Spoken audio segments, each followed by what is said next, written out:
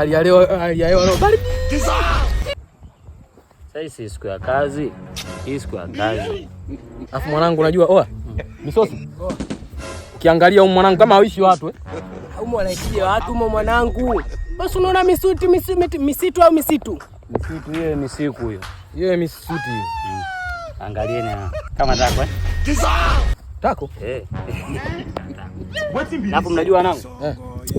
Hii hapa ujue usiku inabadilikaga inakuwa supu hii. Hii supu. Hiyo hapo inakuwa supu na siku zenu nilipimwa chapati 3. Wote mjuzi huo.